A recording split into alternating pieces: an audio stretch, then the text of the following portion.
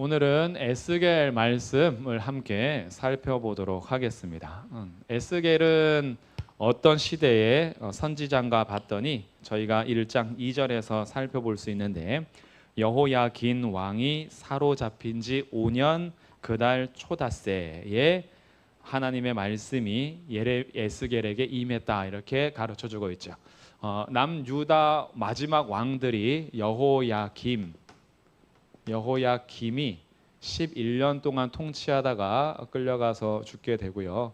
그리고 여호야긴을 세우는데, 여호야긴은 3개월 하고도 10일, 한 100일 정도 왕의 자리에 있다가 바벨론으로 끌려가게 됩니다. 그리고 대신 세운 왕이 시드기야인데, 시드기야 11년에 예루살렘이 멸망하게 됩니다. 지난주에 예레미야를 살펴봤을 때도 이들이 함께 통치 기간이었죠. 그래서 에스겔은 지도를 봤을 때 여기가 이제 유다입니다.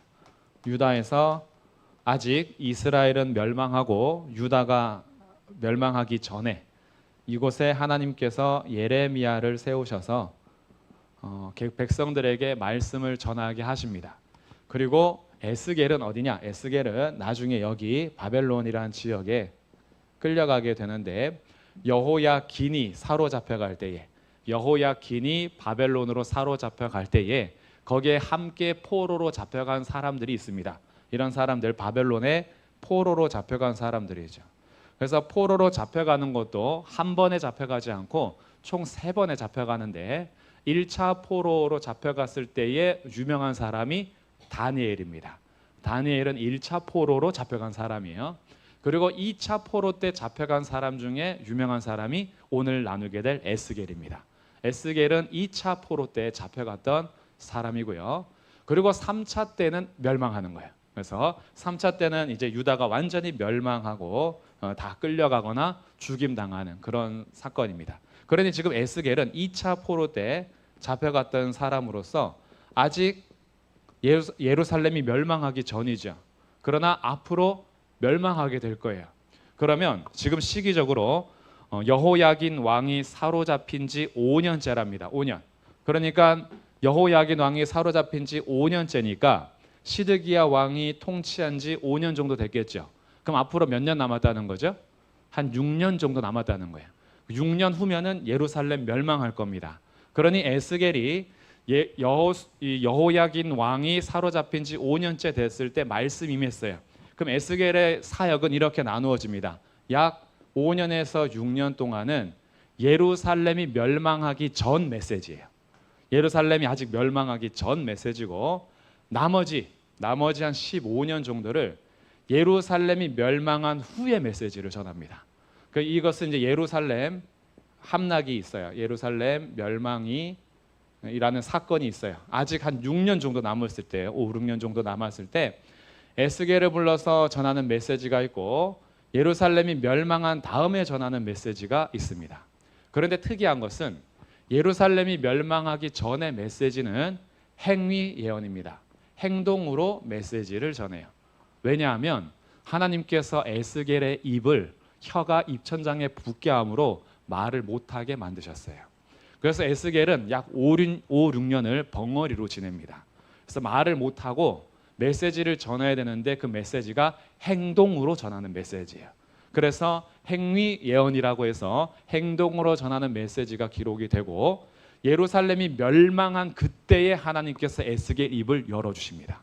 그래서 에스겔이 그때부터는 말로 메시지를 전하게 되는데, 물론 5, 6년 사이에서도요, 특별하게 입을 열어주실 때가 있었어요. 평소에는 말 못하다가 하나님께서 임재하셔서 행위 예언을 해석해 주거나 행위 예언에 대해서 메시지를 증거해야 될 때만 입을 열어주시는 거예요. 그래서 그때도 얘기하긴 했지만 예루살렘 멸망한 이후에는 아예 입을 열어주셔서 메시지를 전하게 됩니다. 그래서 이때부터 비유 메시지도 있고 여러 가지 메시지가 있어요. 그러니까 우리가 에스겔을 이해할 때에는, 에스겔은 포로로 잡혀왔어요. 예루살렘에서 예언한 게 아닙니다. 포로로 잡혀와서 했기 때문에 에스겔 선지자의 말씀을 듣는 대상자는 누굴까요? 포로민들이에요. 에스겔 선지자는 누구에게 보냄받았냐 하면 포로로 잡혀온 사람들에게 메시지를 전하게 하셨습니다. 그럼 백성들에게 누가 아직 있어요? 예레미야는 계속 여기서 사역하고 있어요. 예레미야는 아직도 남겨진 백성들에게 메시지를 계속 전하고 있고, 에스겔은 포로로 잡혀온 사람들을 위해서 하나님께서 세우신 선지자입니다. 무슨 뜻이에요? 포로로 잡혀온 곳이 끝이 아니다라는 겁니다. 하나님께서 예레미야에게 말씀하셨잖아요. 내가 이스라엘을 다시 정화시킬 건데 그 정화의 방법이 바벨론 지역에서 70년 동안 포로 생활하는 기간이 될 거다라고 말씀하셔서, 하나님의 말씀을 신뢰하는 자는 갈대아인에게 항복하라 했어요. 근데 끝까지 항복하지 않고 애굽의 친애굽 정책을 펴면서 항상 대항하려고 했습니다. 그러다가 결국 칼에 망하고, 그리고 전염병에 망하고, 그리고 포로로 잡혀가는 그런 시간이 됐어요. 그럼 이제 포로로 잡혀온 백성들, 이들에게 하나님께서 에스겔을 통해서 말씀을 전하시는데, 이 포로민들이 가지고 있었던 감정들이 있습니다. 첫 번째는 완전한 절망이에요. 하나님께서 우리를 버리셨다라는 거예요. 그리고 자신들의 죄를 깨닫기보다는 사실 이들의 행동은 절망이 아니라 회개로 갔어야 되거든요. 근데 회개하지 않아요. 그냥 하나님이 우리한테 몹쓸 짓을 했다 이거예요. 그러다 보니까 두 번째, 헛된 희망을 갖게 됩니다. 헛된 희망은 누구를 통해서 갖게 되냐 하면 거짓 선지자들을 통해서 갖게 됩니다. 이 거짓 선지자들이 무슨 메시지를 전했냐 하면, 하나님이 우리를 사랑하시기 때문에 2, 3년만 참아라, 우리 고국으로 다시 돌아가게 할 거야, 이렇게 메시지를 전하고 있는 거죠. 그러니까 포로로 잡혀온 사람들이 하나님께서 우리를 버리셨다라는 절망과 하나님께서 곧 돌아가게 하실 거라는 거짓 메시지를 들으면서 헛된 희망을 품는 이 사이에서 복잡해지는 거죠. 여기에 뭐가 없냐 하면 회개가 없어요. 회개함이 없습니다. 진짜 회복은 자기의 죄악을 깨닫고 그 죄악 때문에 잘못됐다는 것을 인정하여 하나님 앞에 자기의 자를 회개함으로 회복이 시작되는데, 하나님이 그냥 우린 잘못한 건 없는데, 잘못한 것이 있다면 조상들이 잘못한 거예요. 우리가 그런 얘기 하잖아요. 우리가 잘못된 건 조상 탓이야. 그래서 얘네들도 잡혀와서 뭔 얘기하냐면, 조상들이 잘못해서 우리가 이렇게 험한 꼴을 본다는 거예요. 자기들의 죄에 대해서는 전혀 인정하지 않습니다. 그러다 보니까 헛된 절망들, 그리고 자기를 인식하지 못하는 거죠. 그리고 헛된 희망들, 그러니까 우리는 곧 돌아갈 거야. 근데 이런 상황이 에스겔 선지자가 활동했던 시대만의 상황은 아닙니다. 오늘날 우리가 살아가는 시대도요, 죄에 대해서 철저한 회개가 있는 시대냐? 그렇지 않아요. 오늘날에도 회개를 못하는 이유는 뭐냐 하면, 분명한 자기 죄에 대한 인식이 없고 하나님이 어떤 분이신지 내가 어떤 존재인지를 깨닫지 못하기 때문에 철저한 회개하는 그 삶이 별로 없습니다. 요즘의 문제는 다 무엇 때문에 발생하는 거냐면, 다른 사람 탓이고 환경 탓이고, 그리고 내가 만나는 문제들 속에서 절망하는 건 내가 잘못된 것이 아니라 하나님이 잘못됐거나, 아니면 우리 가문이 잘못됐거나 우리 가정이 잘못됐거나 이렇게 가요. 그러면서 참된 회개가 있는 삶이 아니라 불평, 불만만 가득한 그런 삶을 살아갑니다. 그리고 우리가 문제를 발생하면 그 문제의 근원을 죄로부터 찾지 아니하고 다 치료책으로 찾아요. 병든 거예요. 병든 거. 죄인들을 얘기할 때에 죄라고 얘기하지 못하고 병들었다 이렇게 얘기해요. 병든 게 맞긴 맞아요. 사실은 망가진 인생이니까. 그런데 그 망가진 인생은 단지 이 땅에서의 심리치료나 이 땅에서 여러 가지 질병을 치료하는 방법을 동원해서 병든 사람이니까 불쌍히 여겨 고쳐줘야 돼라는 입장으로 우리들이 모든 것이 형성이 되는데, 거기에 대해서 그 사람에게 죄인입니다 이렇게 말을 못해요. 죄인입니다. 그건 당신의 죄예요 말 못해요. 어렸을 때부터 상처를 받으셨군요. 가정의 환경이 당신의 마음을 무너뜨린 겁니다. 그러니까 이 땅에 살아가는 사람들은요, 가해자가 없어요. 다 피해자예요. 내가 이렇게 된 건 부모 탓이에요. 내가 이렇게 된 건 가정교육이 잘못됐던 거예요. 내가 이렇게 된 것은 우리 핏줄 때문이에요. 내가 이렇게 성격이 가지고 싶어서 가졌냐고요. 엄마 성격 닮아서 그래. 아빠 성격 닮아서 그래. 다 피해자만 있어요. 그러니까 내가 이렇게 범죄 현장에 있을 수 있었던 이유도 다 그때 어렸을 때 누군가로부터 받은 상처 때문에. 그러니까 다 피해자예요. 잘 생각해 보세요. 요즘 드라마나 영화에 악인이 거의 사라집니다. 악인들은 거의 좀비밖에 없어요. 다 다 그 살인자든지 악인이든지 결국 그걸 뭐로 얘기하냐면 그가 살인자가 될 수밖에 없었던 환경을 비추어줘서 나중에는 우리가 이것을 어떻게 평가해야 되는지를 모를 정도로 헷갈리게 만듭니다. 그러니 죄에 대한 분명한 인식이 사라지니까 회개할 이유가 없는 거죠. 내가 가진 성향, 내가 가진 성격, 내가 살아오면서 이렇게 익혀갔던 나의 습관, 이거 다 잘못된 데서 영향을 받아서 그런 거지 내가 잘못해서 그런 거 아니라는 거예요. 그러니까 이거는 고침받아야 되고 치료받아야 될 거지 내가 회개할 내용은 아니라고 생각합니다. 근데 교회에서도 메시지가요, 자기 심리나 그리고 상처에 대한 치유로 가다 보니까 메시지가 하나님이 누구신지, 우리가 어떻게 우리의 삶을 회복해야 되는지, 죄가 무엇이며 회개해서 우리의 삶을 어떻게 거룩하게 살아가야 되는지에 대해서 메시지는 사라지고 항상 위로의 메시지, 그리고 우리를 고치시고 싸매 주시는 메시지, 이런 것에 힘이 되죠. 그러니까 이것도 사실이니까 하나님께서 우리 상처를 싸매 주시고 고치시고 위로하는 게 사실이니까 그것도 맞아요. 그런데 그쪽으로만 쏠려서 우리가 진짜 봐야 될 하나님의 뜻이 무엇인지, 하나님의 영광이 무엇인지, 우리 살아가는 삶의 목적이 무엇인지, 하나님과 나와의 관계 속에서 마땅히 엎드려야 될 존재로서 이탈했던 나의 삶에 대한 회개가 사라지고 있는 그런 시대입니다. 에스겔 시대하고 다르지 않아요. 포로로 잡혀온 것은 다 남 탓이니까요. 그런 이런 자들에게 하나님께서 에스겔을 통해서 분명한 메시지를 전하는데, 너희가 포로로 잡혀온 것은 너희의 아버지 부모 죄 때문이 아니라 너네들 죄 때문이야 라고 죄에 대해서 정확하게 지적합니다. 그래서 이 죄에 대해서 예루살렘이 멸망할 수밖에 없는 이유를 환상 가운데 보여주는데 얼마나 가증한 일들이 많은지요, 가증한 내용들을 8장에서 기록해 줍니다. 그러니까 그런 내용들이 다 이제 기록되어 있는 거예요. 온갖 우상들이 예루살렘 안에 총 집결되어 있는 거예요. 에스겔은 가문이 제사장 가문입니다. 자기가 어렸을 때 미처 보지 못했던 것을 포로로 잡혀와서 환상 가운데 그를 예루살렘으로 데려가시는데, 몸은 바벨론에 잡혀 있으나 하나님께서 영으로 그를 데리고 예루살렘으로 공간을 초월하여 보게 하십니다. 보게 하시는 예루살렘의 곳곳을 보니까 온갖 곤충들을 섬기고 있고, 태양신을 섬기고 있고, 식물을 섬기고 있고, 온갖 자연을 다 숭배하고 있는 거예요. 모든 열국의 우상들이 예루살렘 안에 총 집결되어 있어서 겉으로는 하나님을 예배한다라고 해서 성전에 모여 있으나 우리의 속과 삶은 다 우상 숭배하고 있는 겁니다. 그래서 레위기에서 말씀하셨거든요. 너희가 그들을 닮아서 더러워지면 나도 너희를 토해낼까 염려해라. 가나안 백성들이 심판받는 것은 그 죄가 꽉 찼기 때문인데, 하나님의 공의가 가나안 민족들을 심판하고 이스라엘 백성들을 이곳에 집어넣어서 여기서부터 다시 거룩한 하나님의 나라를 이루어 가시는 것이 목적인데, 너희가 만약에 가나안 민족을 닮아서 너네들도 그들의 신을 섬기면 너희들도 토해낼까 염려해라.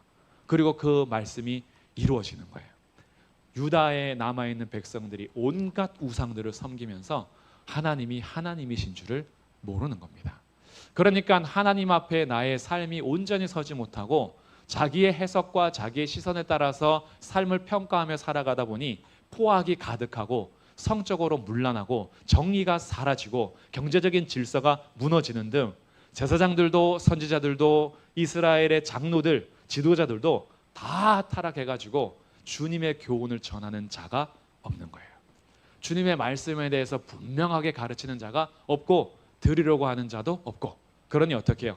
토해내서 내가 다시 정화 과정을 거쳐서 새롭게 할 거야 라는 메시지를 동일하게 예레미야에게도 에스겔에게도 전하는데, 에스겔은 대상자가 포로로 잡혀온 사람들이고 예레미야는 아직 남아있는 사람들에게 메시지를 전합니다.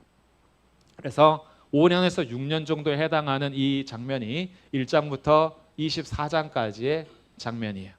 그리고 예루살렘이 멸망할 때가 33장인데 33장부터 48장까지는 예루살렘 멸망 이후의 메시지입니다. 그러면 25장부터 32장은 뭐냐? 25장부터 32장은 하나님께서 열방을 통치하심에 대한 메시지입니다.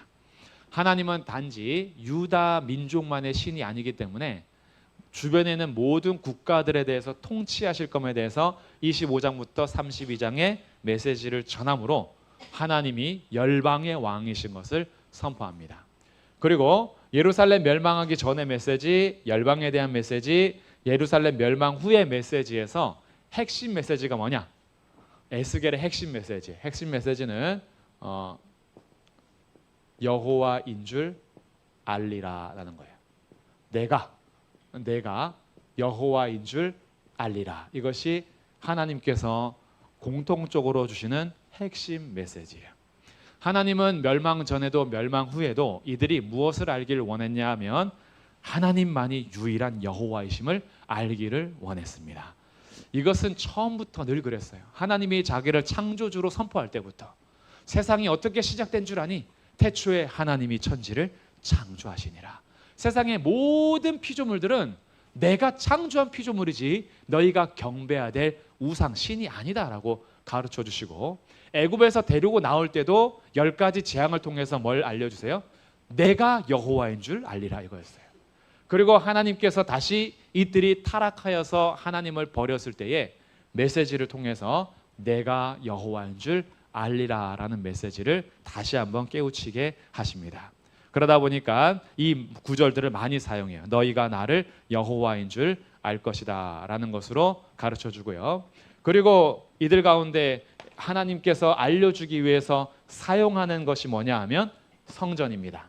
내가 여호와인 줄 알리라는 것을 메시지를 전하기 위해서 성전을 보여주시고 성전을 가르치시는데, 예루살렘 성전이 멸망할 수밖에 없는 이유는 죄 때문이고요. 거룩함이 사라진 거죠. 그리고 예루살렘 성전이 성전으로서 제대로 기능을 하려면 중요한 것이 하나님의 임재입니다. 그러니 성전이 아무리 금으로 지어진다 한들 하나님께서 그곳에 임재하지 않으면 그거는 껍데기일 뿐인 거예요. 그래서 하나님의 진짜 심판이 뭐냐? 진짜 심판은요, 우리 아프게 하는 거 아니에요. 우리 병들고 이런 거 있죠. 가다가 막 교통사고 나고 이러면 하나님이 경고하시나 보다. 그리고 하나님이 나를 맴매하시나 보다. 정신 차려야겠다. 이렇게 하나님의 징계를 육체의 고통으로, 그리고 우리가 만나는 문제로만 인식하는 경우가 많은데, 하나님의 진짜 심판은요, 떠나시는 겁니다. 아예 관심을 안 가지세요. 하나님이 떠나시는 것, 이것을 로마서에서는 내버려 두심이라고 해요. 내버려 두시는 겁니다. 그가 어떤 삶을 살든지 하나님 그 성전을 떠나버리신 거예요. 교회의 가장 큰 징계는요, 이곳에서 우리끼리 헌금이 없어가지고 뭐 재정이 좀 어려워지고 우리 성도들이 많이 아픈 사람들이 생기고, 이게 진짜 큰 문제 아니에요. 교회의 가장 큰 문제는 아무리 우리가 찬양하고 기도해도 주님이 그곳에 안 계신 겁니다. 주님이 임재하지 않는 모임은 우리끼리 열정을 다하고 때로는 바알 선지자들처럼 우리가 자해하면서 피를 낸다 한들 하나님 계시지 않는 그곳은요, 아무것도 아니에요. 아무것도 아니에요. 그래서 이것을 보여주는데, 하나님께서 예루살렘을 심판하시는 그것을 성전으로부터 떠나가는 장면으로 보여주세요. 하나님께서 지성소에서부터 나오십니다. 주의 영광이 점점 멀어지는 거예요. 지성소에서 나와서 성소로 갔다가, 성소에서 뜰로 갔다가, 뜰에서 입구로 갔다가, 입구에서 동쪽 산으로 나가버리세요. 그러면 지금 이 성전은 건물은 똑같이 세워져 있으나 하나님이 안 계신 곳이 돼요. 이 성전은 불타고 멸망하게 될 겁니다. 그래서 임재하지 않는 것이 우리에게 가장 큰 징계이고, 회복은 그건 뭘까요? 회복은 다시 하나님께서 임재하시는 거예요. 그래서 이들이 아직 멸망하기 전에는 자기들이 잘못한 것도 없고 헛된 희망을 품고 있을 때 에스겔을 통해서, 아니야, 우리가 포로로 잡혀온 것은 너네 죄 때문이고 우린 이곳에서 70년을 살아야 되니까 집 짓고 살아야 된다. 너희들 터 다지고 제대로 살려고 마음 먹어야 돼. 나중에 70년 후에나 다시 돌아갈 수 있으니까 너네들 이곳에서 살 것을 생각해라. 헛된 희망 품지 말고 하나님이 여호와인 줄 알아야 돼. 그런데 그러지 않고 계속해서 이들은 하나님을 인정하지 않고 그러는 자들에게 하나님은 결국 예루살렘 멸망이라는 것을 통해서 눈물을 흘리게 하죠. 아픔을 겪습니다. 이젠 더 이상 가짜 절망이 아니라 진짜 절망이에요. 진짜 하나님이 떠나버리셨어. 그리고 유다가 망했습니다. 그때부터 하나님께서 에스겔에게 약 15년 동안 말씀을 전하게 하시는 메시지가 뭐냐 하면 회복이에요.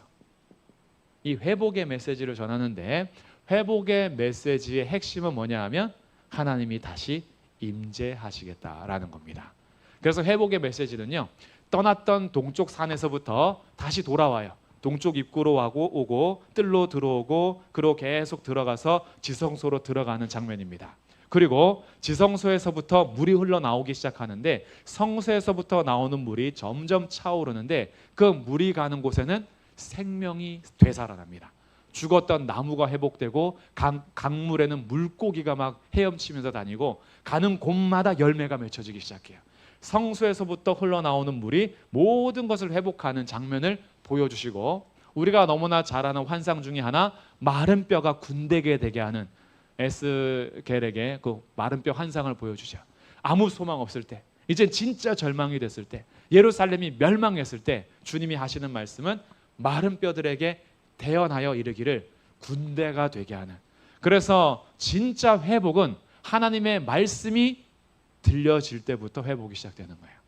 하나님의 말씀이 마른 뼈들에게 전파되니까 뼈들이 서로 연결해서 모양새를 갖추어 가더니 살이 입히기 시작하고, 대언하니까 생기가 사방에서 불어와 마른 뼈들이 군대가 되는 사건을 통하여 하나님의 대언되는 말씀을 통해 이스라엘을 회복시켜 주실 것을 주님께서 보여주시는 것이 33장부터 48장, 특별히 40장부터 48장은 성전의 모습을 보여주는데, 예루살렘 성전이 아닌 완전한 성전의 모습을 보여주면서 하나님의 임재가 가득한 것으로 이 말씀을 전하는 것이 에스겔 말씀의 핵심입니다. 그래서 마지막 장 한번 가볼게요. 48장에 가시면 이렇게 말씀을 마치게 됩니다. 에스겔 48장 35절 말씀 함께 읽어보겠습니다. 시작. 그 사방의 합계는 18,000척이라. 그날 후로는 그 성읍의 이름을 여호와 삼마라 하리라. 아멘. 여호와 삼마는 여호와께서 거기에 계신다. 이게 성전의 이름이 된 거예요. 여호와께서 거기에 계신다. 그러니 성전의 진짜 회복은 하나님이 계시는 거예요. 그리고 단지 눈에 보이는 성전으로서가 아니라 이 성전이 어떻게 성취가 되냐 하면, 예수님께서 이 땅에 오셨을 때에 예수라는 이름 말고 네 글자 이름이 또 있습니다. 그게 뭘까요? 임마누엘, 하나님이 우리와 함께 계신다. 참 성전이신 예수님께서 오셔서 우리와 함께 계시는 것으로 이 땅의 회복을 출발하시고, 승천하실 때도 말씀하십니다. 내가 세상 끝날까지 너희와 항상 함께 있으리라.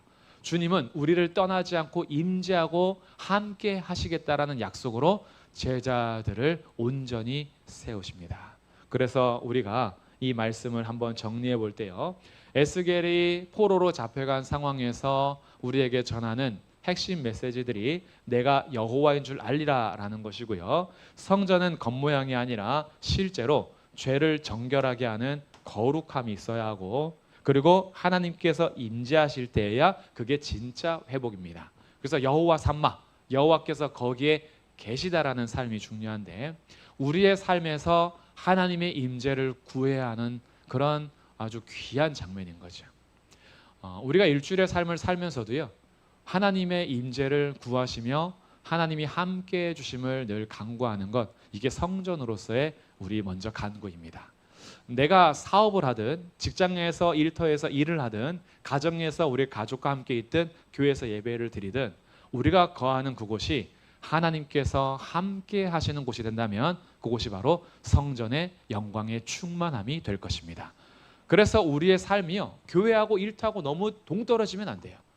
환경은 바뀌고 일하는 것이 다르고 일하는 목적이 다를 수 있습니다. 그러나 나라는 존재는 일터에서도 하나님 임재하시는 성전으로서, 교회에서도 하나님께서 임재하시는 성전으로서 하나님께 모든 영광과 존귀와 찬송을 올릴 수 있는 성전으로서의 삶이 우리가 구해야 될 삶이라는 거예요. 그래서 우리의 삶은요, 내가 아무리 돈을 많이 벌고 내가 아무리 이 땅에서 외모가 가꾸어져도 주님으로 인해서 충만하지 않으면 그건 껍데기일 뿐이에요. 우리가 진짜 채워야 될 것은 하나님의 임재가 가득한 삶인 겁니다. 그 하나님의 임재가 가득한 삶에는요, 거룩함을 요구하세요. 거룩함.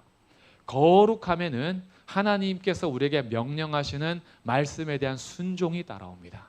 그래서 우리가 거룩하게 살고자 할 때에는 내가 살아가는 삶의 기준이 내가 아니라 하나님의 말씀이 무엇인지를 분별하는 지혜가 필요한 거예요. 그래서 내 삶에서 하나님, 내가 주인 노릇하지 않고 나의 삶을 거룩하게 가꾸어 가기 위해서 하나님의 선하시고 기뻐하시고 온전하신 뜻이 무엇인지 알려주십시오. 그리고 알려달라는 이유는 뭐예요? 순종하겠습니다. 여기에서 우리의 윤리적인 탁월함도 나오고 우리의 하나님 앞에 예배할 때의 예배자로서의 거룩함도 빛을 발하기 시작합니다. 결국 주님은 우리의 마음을 원하시고 우리 마음으로부터 출발하는 삶이 거룩함으로 확장되기를 원하세요. 그래서 하나님은 지금도 성전된 자기의 백성들과 함께 하실 것이고 함께하는 그 백성들이 세상에 나가서 우리의 삶 속에서 주의 영광을 찬양하고 찬미하며 나타내기를 원하시면서 우리를 보내시는 겁니다. 마귀와 이 세상은 하나님의 영광을 가로채고 영광 돌리는 것을 막는 데 모든 에너지를 쏟습니다. 하나님의 백성들은 달라요.